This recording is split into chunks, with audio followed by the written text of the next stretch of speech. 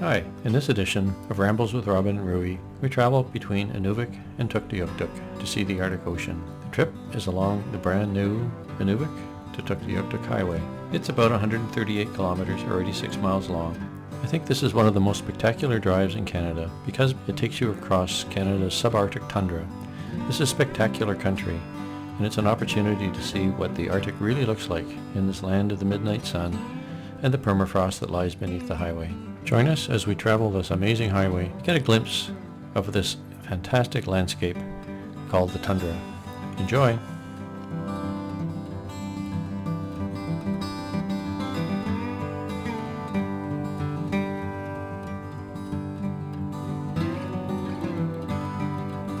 The first part of the trip starts in Inuvik. This gives you a flavor of what the town of Inuvik looks like as we head north towards the Inuvik-Tuktoyaktuk Highway.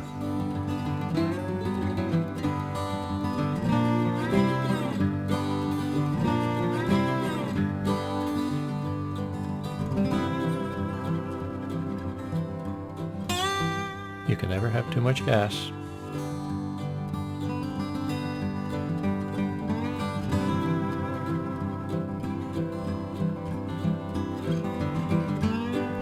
As we head north along the highway, it's really interesting to keep an eye out to see how the vegetation changes. Here, close to Inuvik, the northern boreal forest is alive and well. The trees are a little stunted, but you still see a mix of deciduous and conifer trees. One of the reasons this is such a popular drive, apart from the spectacular landscape, is that it's a relatively new highway, and it's the only highway in North America that allows you to drive uninhibited all the way to the Arctic Ocean. The highway itself opened in the fall of 2017, so there's been a dramatic increase in the number of tourists who are taking this trek north from Inuvik.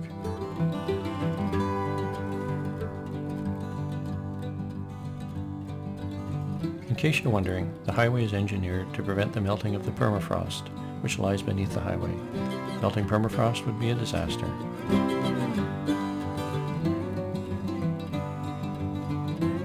One feature of the landscape that's really obvious are the number of small lakes that dot the area. This satellite image from Google Earth gives you a flavor for the number of lakes in the area. The lakes define a wonderful habitat for many migratory birds.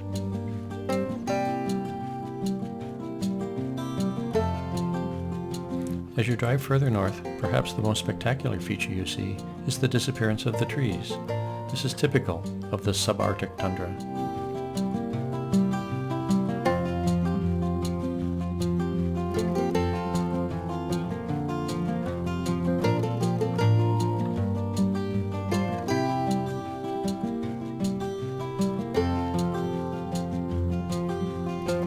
The tundra is relatively flat, although there are some rivers, and in fact there are 8 bridges that cross waterways between Inuvik and Tuktoyaktuk, and this is one of them.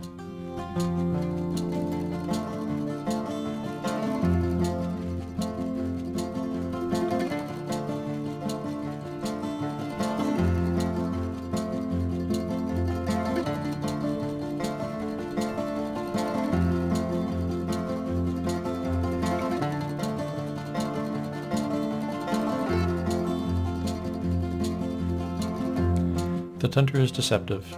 In places it looks like you can walk for miles. You can, in fact, but it's not as easy walking as you might think. I'll explain in a few minutes when we look at some snow machines, some skidoos that are parked by the side of the road.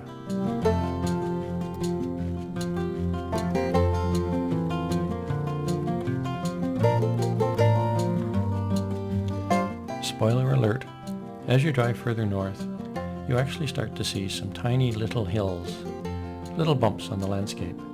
I won't get into these in too much detail because they'll be the subject of a future video, but these are very special, and Tuktoyaktuk is known worldwide because of the presence of these features. Do you know what they're called?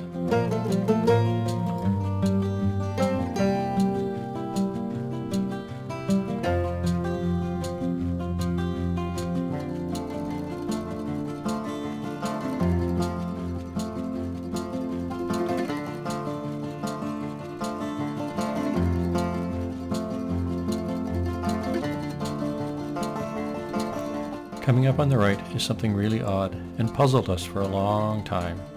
We didn't see just one, we saw several dotted along the highway. What do you think?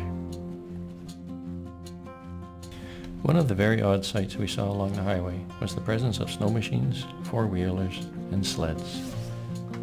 It just seemed strange to leave the equipment on the tundra. Perhaps they were caught in a fast snowmelt, or maybe there was another reason that we didn't understand.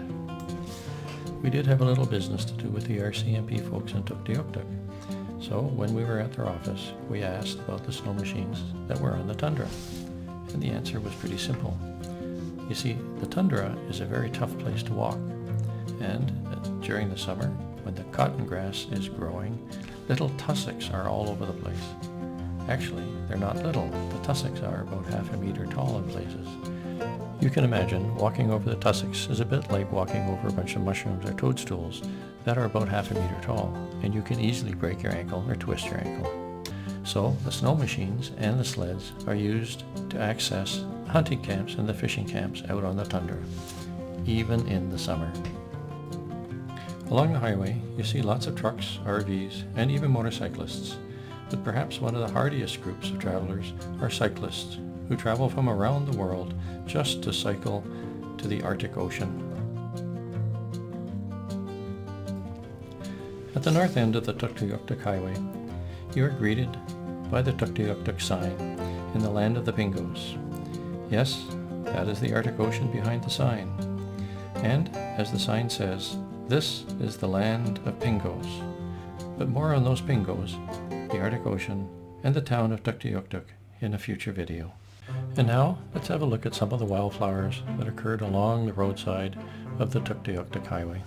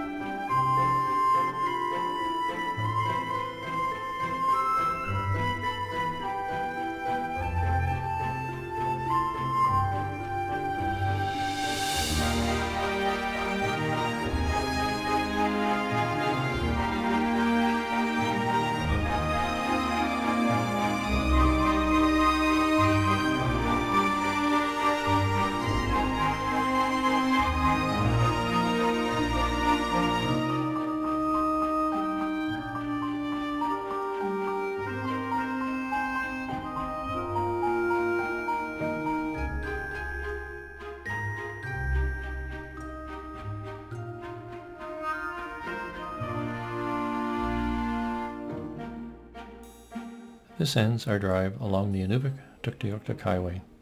I hope you enjoyed seeing some of the subarctic tundra in this area. It is quite special. If this is your first visit, please subscribe. Don't forget to click the bell to receive future updates. If you enjoyed this video, please give it a like. Until next time, please stay safe. Bye-bye.